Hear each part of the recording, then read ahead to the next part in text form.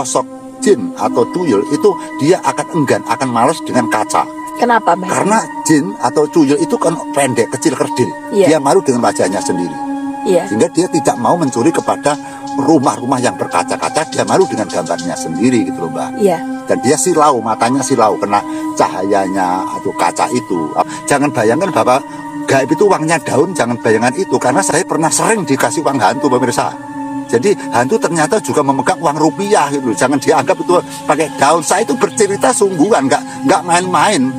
Saya dikasih uang di rumah saya sering. Kemudian di tempat-tempat keramat seperti kuburan itu sering dikasih uang. Di perjalanan numpak naik bis, kantong saya penuh dengan uang sering.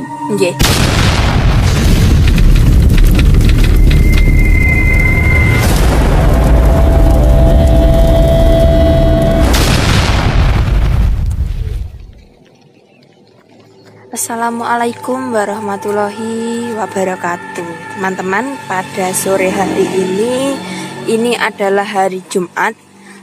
Banyak bunga-bunga. Saya juga tidak melihat hari, kemungkinan ini adalah Jumat Legi.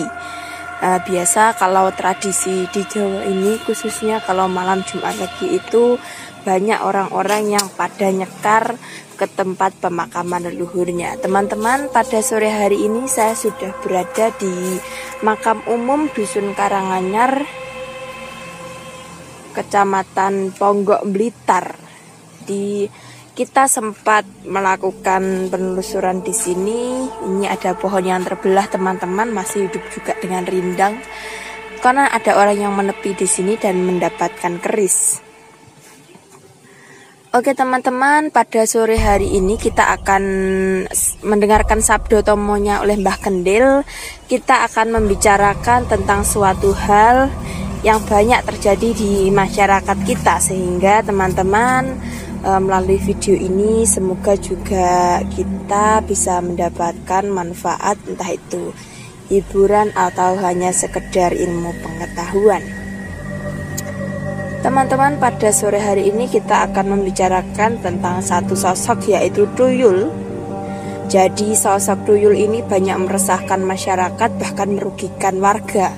Di daerah saya juga ada orang yang diisukan memelihara sosok tuyul sehingga dia menjadi kaya, tapi dengan kekayaannya itu banyak orang yang dirugikan, seperti banyak kehilangan uang, dan yang hilang itu selalu 100.000, teman-teman. Dan banyak lagi di daerah kita yang lain. Ini Mbah Kendil juga memohon izin dulu, karena ini juga sudah menjadi kebiasaan bahwa kita bertamu di makam umum, teman-teman. Jadi sebagai tamu, saya juga sering kali menghimbaukan dimanapun kita berada, kita unjuk salam. Oke teman-teman, jadi suasananya di sini cukup ramai karena memang di sini di dekat jalan raya. Namun tidak menutup kemungkinan bahwa tempat pemakaman umum yang terlihat ramai ini ketika malam hari juga sangat menakutkan. Kita akan membicarakan tentang sosok tuyul yang seringkali merugikan masyarakat, Mbah. Ini kenapa, Mbah? Bagaimana? Apakah kita bisa menghentikan cara kerja tuyul supaya kita juga tidak merasakan imbas kerugian yang berupa kehilangan uang gitu loh, Mbah? Pripun, Mbah? Assalamualaikum warahmatullahi wabarakatuh. Sugeng rahayu kami nangge. Njur pangapunten, kula sabdo tomo wonten salebeting kubur ketepatan niku dinten Jumat, kula memberikan doa-doa kepada saudara kita yang telah meninggal. Semoga usaha kita nanti diterima oleh Allah. Kemudian yang berada di alam kubur, alam arwah, diampuni segala dosa-dosanya, diakui sebagai hambanya, kemudian ditempatkan layak, kemudian diberikan rongga-rongga surganya Allah. Amin. Allahumma sholli ala sayyidina Muhammad wa ala ali sayyidina Muhammad. La ilaha illallah Muhammadur Rasulullah.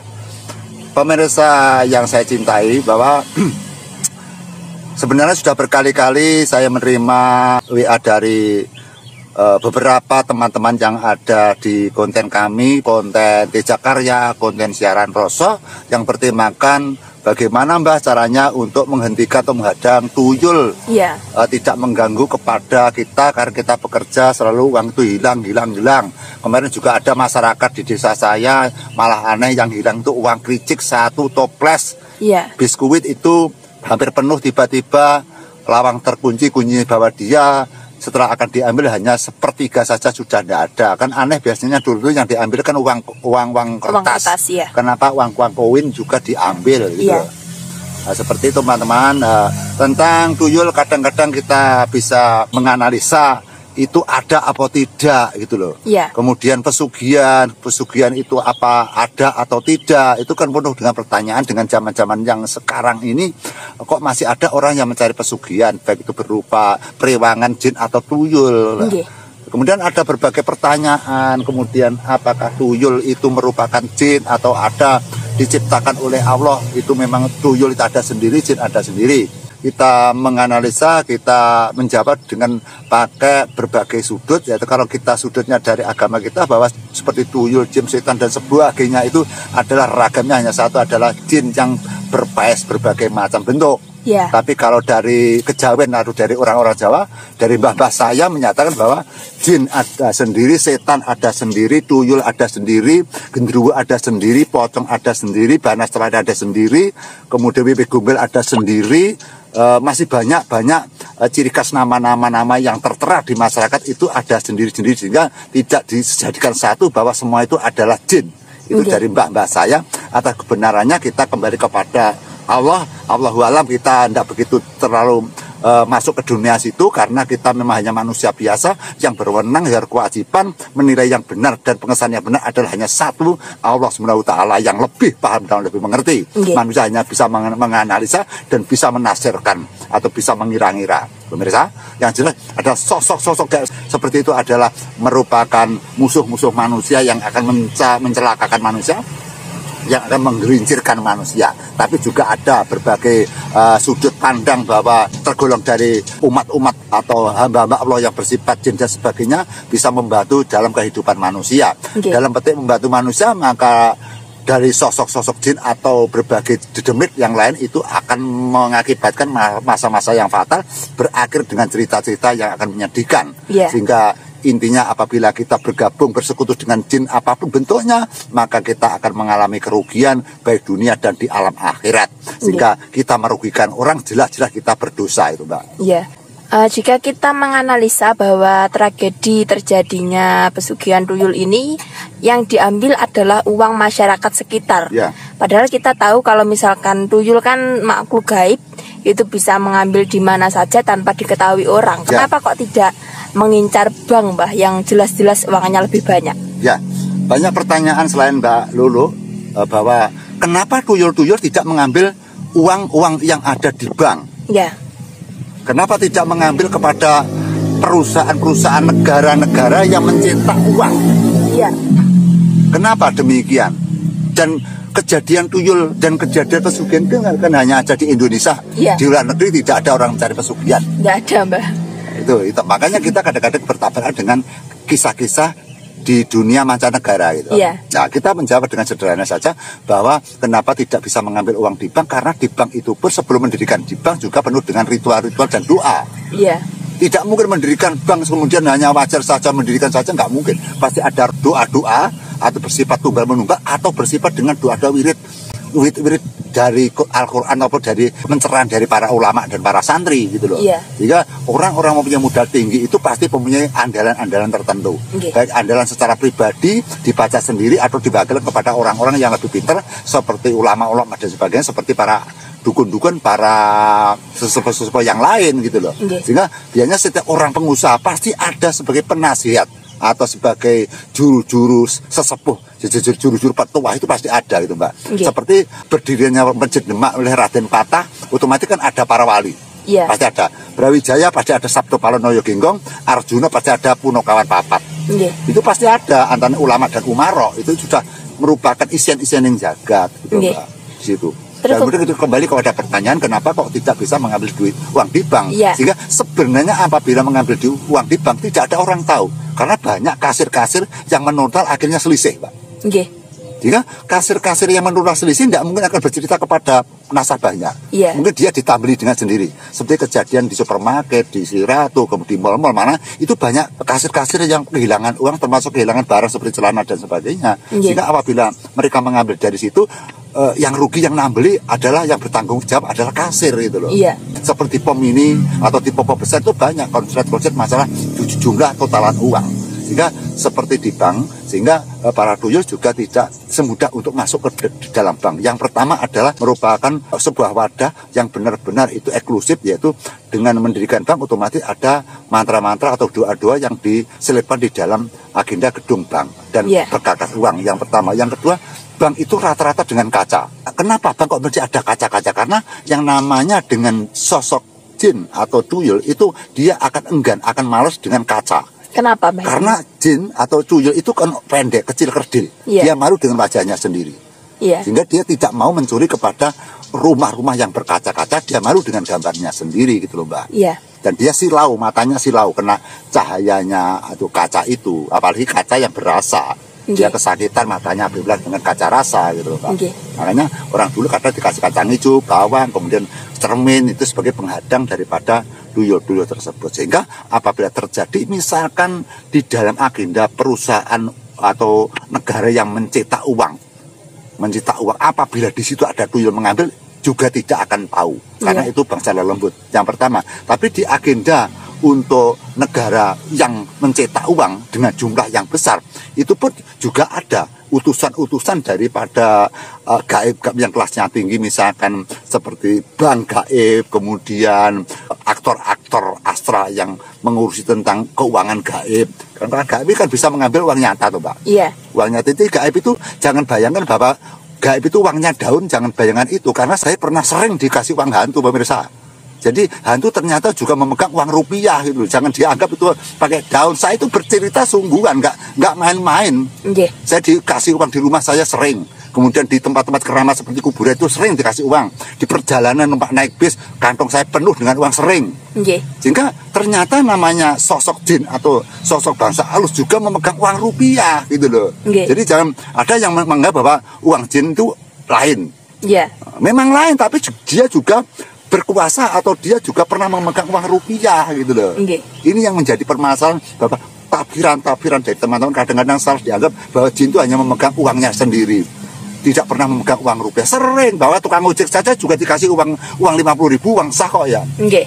Ya enggak? Iya, Mbak. Nah seperti itu, sehingga kita kembali bahwa bisa kemungkinan besar di bank-bank besar atau di sudut pandang di kantor-kantor perusahaan yang bagian untuk mencetak uang yang berkepuk bukan yang berbendel-bendel itu hilang juga bisa, karena yang namanya bank gaib itu memang ada gitu, Mbak. Cuma menerobos ke situ kita tidak punya kapasitas, tidak semua orang bisa masuk ke dunianya bank gaib gitu loh. Makanya banyak orang yang tertipu, banyak orang terpleset, mulu-mulu minta uang gaib, kemudian sebentar-bentar penggandaan uang, sebentar-bentar orang bisa mengaku bisa mengambil uang gaib, kemudian geger-geger orang akan mencari uang-uang di Guong Gambir dan sebagainya, akan menciptakan uang dari gaib. Itu tidak semudah yang dibayangkan. Sangat sulit sekali itu. Sehingga dari adanya uang gaib itu banyak orang tertipu karena oknum-oknum para praktisi-praktisi yang bersifat jahat atau oknum yang jahat itu loh, Pak. Sebenarnya akan secara masuk akal kalau dia sebenarnya oknum praktisi yang sengaja untuk menyakitkan orang, menipu orang. Kalau dia bisa untuk menggandakan uang, kalau dia bisa untuk mengambil uang gaib, kenapa dia untuk tidak memperkaya diri? Kok malah orang lain yang diperkayakan? Mestinya kan kalau dia mampu betul, mestinya dia harus memperkayakan diri daripada memperkaya orang lain gitu loh. Makanya kita di dalam dunia gaib itu ada dan tidak ada gitu loh. Ada dan tidak ada, percaya dan diantar tidak gitu loh. Jadi yang namanya gaib itu kadang-kadang sulit untuk dibuktikan karena hal-hal yang tidak masuk akal gitu loh, Pak. Tapi memang ada gitu. Jadi kita pada siang hari ini bahwa kita ketepatan di kuburan, sekaligus kita untuk menerima WA dari teman-teman bahwa untuk masalah tuyul, Mbah, mohon dikasih kiat-kiat bagaimana caranya untuk menghadang agar tuyul tidak mencuri uang kita. Jadi menghadang tuyul itu tidak gampang, Mbak. Jadi dulu saja apabila kita menghadang berbagai pakai cara-cara kita bertapa, berprihatin, berwiritan saja masih kebobolan. Tuyul masih menang gitu loh. Terus gimana, Mbak, itu, Mbah? Nah, pemirsa, bahwa untuk melangkah yang lebih berani menghadapi serangan daripada tuyul-tuyul yang bisa mengambil uang kita, maka kita pakai kiat-kiat. Barangkali kiat-kiat nanti akan berguna gitu loh. Tapi kita tidak menjanjikan bahwa apa yang saya utarakan nanti akan menang atau akan lebih kuat membenting daripada tuyul-tuyul yang bisa masuk. Tapi saya pun juga punya pengalaman, pernah uang saya dicuri tuyul, akhirnya sampai sekarang tidak pernah kebobolan tuyul gitu. Tidak pernah itu. Dulunya setiap hari uang saya hilang itu. Saya anggap itu yang mencuri anak saya. Ternyata anak saya sumpah untuk makan tanah, dia berani mati, baru itu saya kerjain tuyul tidak berani masuk. Ternyata yang ingu tuyul juga terbakar kesakitan itu, Mbak. Nah, pemirsa, untuk usaha ini jangan anggap kepastian. Anggap saja ini hanya usaha. Usaha itu bisa berhasil dan bisa tidak daripada tidak berusaha. Untuk menghadang tuyul yang pertama yaitu satu adalah senang untuk berwiritan, senang untuk membaca amalan-amalan, baik itu amalan-amalan dari kapitayan atau amalan-amalan dari tuntunan-tuntunan agama. Agama apapun pasti ada. Yang pertama. Yang kedua adalah senang untuk berprihatin malam. Ada kiat-kiat yaitu tidak tidur selama 11 malam. Tidak tidur sebanyak 11 malam. Kalau tidak kuat, tirakat dari malam sampai pagi, siang boleh tidur. Tapi pada ke-11-nya, ke 10 hari 10 hari melean, sewengideng tidak turu. Kemudian hari ke-11-nya dari siang sampai malam tidak tidur.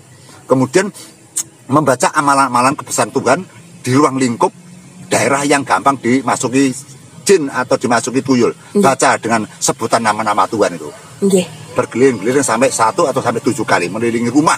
Kalau tidak rumah ya ruangan-ruangan. Kita berpikir dengan berjalan kaki, dengan membaca, dengan tangannya melambangkan 5 ini. Ya, 5 ini, tangan ini juga ada lambang juga, lambang untuk keyakinan kapitayan kita. Jadi nanti tidak saya jabarkan di sini, nanti temanya kan sudah lain, Mbak.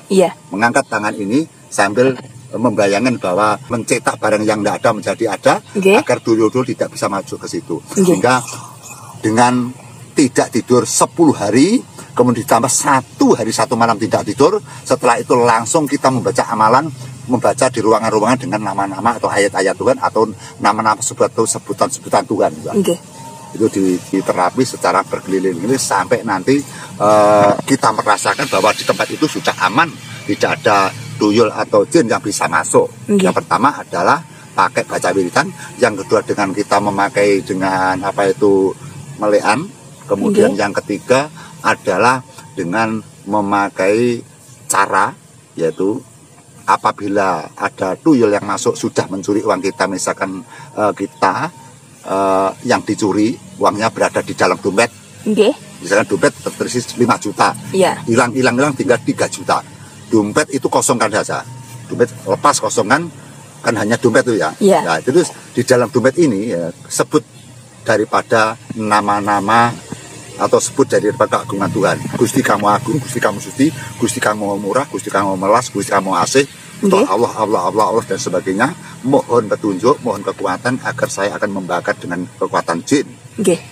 Nah, kemudian percayakan bahwa kita itu bersama dengan Allah, kita bersama dengan Tuhan, maka tidak akan kita kalah dengan bangsa jin apabila kita sungguh-sungguh berani menghadapi jin. Dengan kekuatan Allah kita percayakan bahwa Tuhan di samping kita, Tuhan akan berada di dalam tubuh kita. Nah, kemudian dompet tersebut kemudian ditulis saja, ya, ditulisi tujuan Anda. Saya ingin menghancurkan dengan jin-jin atau tuyul, tidak akan berani masuk ke rumah saya, akan saya bakar seperti api neraka. Akhirnya kertas tadi dimasukkan ke dompet. Tulisannya bisa Latin, bisa pakai Jawa juga bisa, pakai Arab juga bisa. Dalam niat Anda selipkan nama Tuhan, kemudian Anda mempercayai bahwa itu akan berhasil. Anda percaya bahwa jin akan dibakar dengan kekuatan api neraka atau api-api yang ada di dalam tubuh kita adalah yaitu banyu, geni, bumi, langit. Geni yang ada di dalam tubuh kita agar bisa untuk membakar kekuatan jin. Kemudian dimasukkan di dalam dompet. Dompet itu carikan tempurung kelapa. Kumpulkan PP sampai garing, dibakar, kemudian setelah menyala-nyala baca bismillah dengan niat Anda, kemudian bakar di situ, tangan di atasnya api, kemudian anggap bahwa bayangkan bahwa di dalam dompet itu sudah ada tulisan, bayangkan bahwa yang mempunyai tuyul atau juragannya akan tersengat dengan api itu, dan dia kesakitan, sosok tuyulnya pun juga akan kesakitan.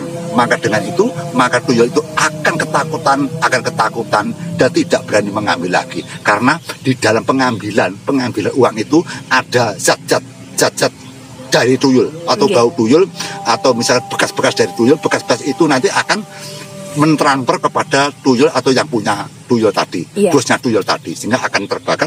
Tunggu beberapa hari, tunggu beberapa minggu, atau tunggu beberapa bulan, biasanya hari.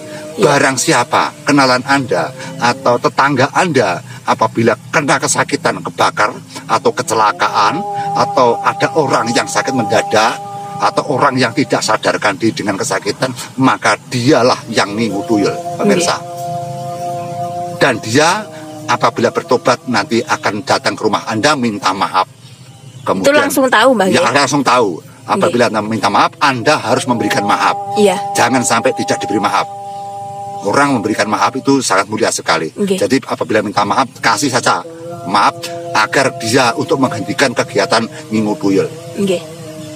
Terus kemudian ada lagi cara-cara untuk menghadang tuyul, yaitu dengan rumah setiap hari Jumat itu dikasih dengan serbuan-serbuan seperti kunir, kemudian dikasih belerang, kemudian dikasih lagi dengan beras kuning, terus kemudian dikasih lagi dengan garam. Terus kemudian di situ dibaca dengan doa-doa yang pernah kita bacakan sesuai dengan keyakinan masing-masing. Terus kemudian setiap jam 1 malam atau serbu-serbu itu sebarkan di daerah area-area yang Anda curiga apabila ada tuyul yang masuk di situ. Kemudian sebarkan, lihat beberapa hari. Kalau nanti tetap nggak ada tuyul yang masuk, kasih lagi. Nanti suatu saat nanti apabila ketepatan ada tuyul yang masuk, kena sengatan sauran daripada beras kuning dan sauran dengan garam tersebut atau belerang, maka dia akan kesakitan, tidak akan kembali ke situ. Karena namanya tuyul seperti bayangan. Jadi kita menghantam tidak sengaja, dia akan kesakitan. Nah, masih banyak trik-trik yang kita lalui, yang harus kita kerjakan. Masih banyak sekali, nanti kita sambung lagi, pemirsa. Yang jelas bahwa orang yang lagi bekerja susah mengumpulkan uang, kemudian uangnya hilang, itu benar-benar sakit, benar-benar marah sekali. Karena kita mencari uang dengan bersusah-susah payah, tiba-tiba setiap hari hilang 100, kadang 50. Malah kemarin itu ada tetangga saya malah uang receh yang hilang. Anaknya semua tidak mencuri, hanya 1 biskuit habis, tinggal paling sepertiga nggak ada itu. Itu banyak laporan di masyarakat saya itu. Pernah ada Mbak Lulu pernah cerita bahwa uang yang itu tiba-tiba diletakkan di bawah longan sore amben. Sudah ditutup beberapa tutup seperti belabak-belabak, dicemeti belabak-belabak, ditumpui batu-batu. Uang itu hilang, pemirsa. Hilang. Nggak ada, sama karetnya, katanya kalau ditaliin karet kan aman. Ternyata sak karetnya hilang. Kemudian nggak tahu, saya pada saat itu dia minta tolong pada saya kok ada suara hati bilang bahwa uang itu akan ketemu di kebunan. Saya bilang kepada orang yang minta tolong saya, itu nanti Pak Gato, uang itu nanti temunya di kebunan. Justru Pak Gatonya tadi, Dakon Suket tadi, tidak percaya. Masa uang hilangnya di rumah, kalau hilang di kebunan, berarti ditemu uang gitu loh. Ya lihat saja nanti, ternyata apa yang terjadi, jarak 1 minggu, ada ayam yang nyekeri tanah, kemudian tanah itu nguruki kepada uang bendelan tadi, uang yang talen karet. Sehingga uang itu seperti tertimbun tanah yang dicekeri oleh ayam. Terus Pak Gato pulang dari pekerjaannya Bapak Suket, tahu ada bundelan seperti apa tidak tahu, setelah dilempar pakai kaki, disadu dengan kaki, ternyata uangnya dia yang hilang. Padahal hilangnya dulu kan di bawah kolong tempat tidur. Kenapa kok jadi di kebunan? Itulah kejadian-kejadian yang aneh, ternyata bisa ketemu uang tersebut, pemirsa. Makanya kita untuk memerangi jin setan dan sebagainya, kita perlunya untuk bertirakat yang tinggi, kita perlunya untuk beribadah yang tinggi, kita perlunya untuk sembah marang Gusti yang tinggi, kita perlunya untuk ketakwaan yang tinggi, kita perlu keyakinan yang andal bahwa Tuhan itu benar-benar ada, Allah benar-benar ada, Allah bersama kita, bersama alam semesta ini. Jadi ada itu, Allah berada di rongga apapun, itu ada semuanya. Makanya kita berbicara di sini saja Allah juga mendengar dimanapun. Gitu. Jadi kita tidak usah mengejar di mana Tuhan, yang jelas Tuhan kita percaya bahwa itu Allah itu ada. Sehingga kita tidak ada yang disambati, kita tidak ada sosok apapun yang kita percaya. Kita hanya percaya dengan kekuatan Tuhan yang tiada tanding, tiada yang bisa mengalahkan. Makanya kita kekuatannya aja bersambat kepada Allah, bersenden kepada Allah. Tidak ada kekuatan apapun selain Dia. Maka dari itu pada dasarnya kalau kita itu imannya tebal, keyakinan tebal, ibadahnya kuat, ketakwaannya, keyakinannya sangat tinggi sekali, riadohnya sangat besar sekali, maka jin setan akan malu dan takut untuk menemui kita. Maka dari itu namanya manusia itu sangat sempurna sekali. Manusia terdiri dari beberapa unsur, mempunyai keanehan beberapa unsur pemirsa. Dari roh, nyawa, sukma, atma, kemudian ponjondriya, rasa pangrasa, baban hawa songo, sedulur papat, masih banyak lagi anasir patang perkodan, masih banyak lagi yang dimiliki oleh manusia itu banyak sekali. Seperti pabrik, ada usuke, ada rengnya, ada kendengnya, ada gedungnya, ada dagangannya, masih banyak sekali yang ada kekuatan di dalam manusia. Sehingga setiap manusia itu punya kelebihan. Ornamen yang ada di situ ada letak-letak tanaman Tuhan yang diberikan kepada manusia. Tuhan memberikan alat kepada manusia tidak mungkin sia-sia. Pasti ada guna, ada fungsinya yang sangat baik sekali, yang sangat dahsyat sekali. Seperti mata saja, mata itu kalau dipakai untuk melihat sing tanpa batas, melihat sing pol-polan, nyawang wong. Misalkan ada orang yang akan menjahati kita lagi, kita sawang saja orang sudah merunduk, sudah ketakutan. Seperti hanya kita, misalkan meripat kita, misalkan kalau ada cecak, kita benci kepada cecak, kita lihat saja cecak itu jatuh loh, karena kekuatan manusia yang handal itu.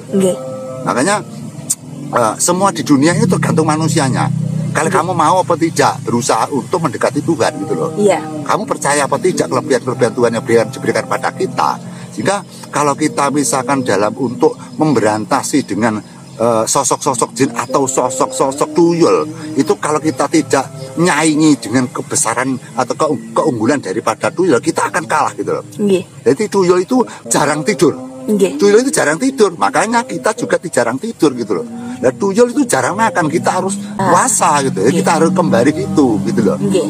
Nah, maka dari itu, makanya dari sosok gaib apapun berlomba-lomba mencari mencari pangalembono marang Gusti Genggelat Jagat. Nah, jin setan itu juga cari pangalembono pemirsa. Jin setan juga mencari eksistensi kepada Tuhan agar dia dimanjakan oleh Allah. Manusia juga demikian, tidak kalah. Kita juga mencari pangalembono kepada Tuhan Yang Maha Esa, mencari pangalembono di Gusti Allah. Kita ngelakukan berbakti, berbuat baik, budi pekerti sing suci, ninggalne kamurkan, srik marang pasulayan, demen marang karahayon, seneng tutulung menesak padha padane manungsa. Nah, itu adalah teknik kita untuk berbakti kepada Tuhan. Kalau kita sudah berbakti kepada Tuhan, otomatis Tuhan akan memberikan hadiah kepada kita secara otomatis, tanpa diperintah, tanpa diharap akan turun kekuatan Allah yang harus kita terima, kekuatan Allah yang diberikan kepada kita. Kita kembali kepada permasalahan, masih banyak lagi proses-proses untuk menghadang tuyul dengan tirakat yang kuat, dengan ilmu yang kuat, dengan ibadah yang kuat. Kemudian meripat kita diberi tirakat, ucapan kita diberi tirakat, panggondo, pangrungu, paningal, pangrosot diberi tirakat, sehingga kita yang ada di rumah mempunyai cahaya yang sangat ampuh, cahaya sangat panas, dan nurnya Allah akan semerbak di dalam tubuh kita. Maka bangsa jin dan sebagainya dia akan ketakutan dengan aura-aura kita yang positif.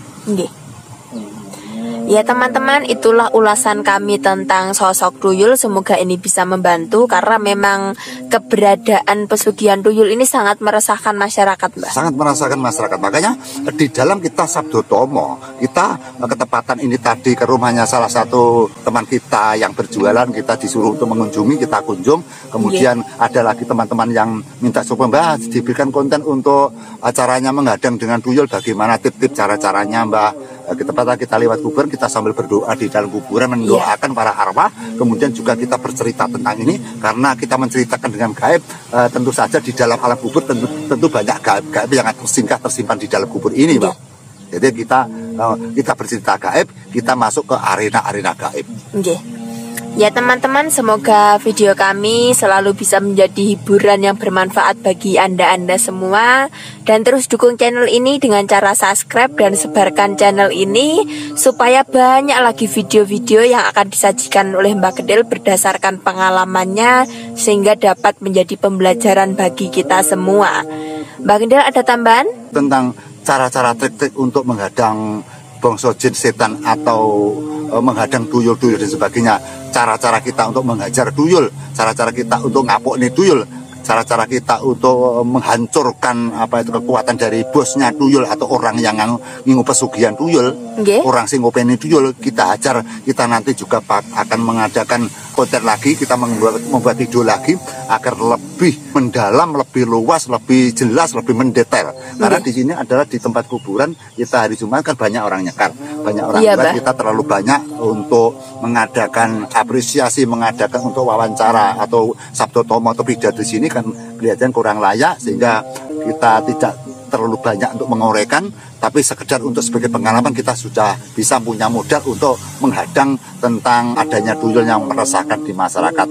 Dan kita mengambil di dalam arena ini memang saya biar didengarkan para gaib-gaib yang ada di sini, baik astral apapun yang ada di kuburan ini, biar konten ini berbobot, biar nanti apa yang saya rekomendasikan akan dipraktekkan, kemudian menguntungkan bagi teman-teman semua, dan akan berhasil sehingga kita akan aman. Akan selalu meningkat, bahwa ketakwaan yang lebih mendasar, ketakwaan yang lebih dalam, maka akan menciptakan sebuah kekuatan yang tidak akan jin setan bisa masuk kepada ruang-ruang kita. Ya teman-teman, cukup sekian dulu video kami pada sore hari ini. Sampai jumpa di video kami yang selanjutnya. Kami akhiri dulu. Wassalamualaikum warahmatullahi wabarakatuh. Suro Sudiro Jayaning lebur dining pangastuti, watak kawan watak karmurkan sirno margo layu katuminta ingkang suci.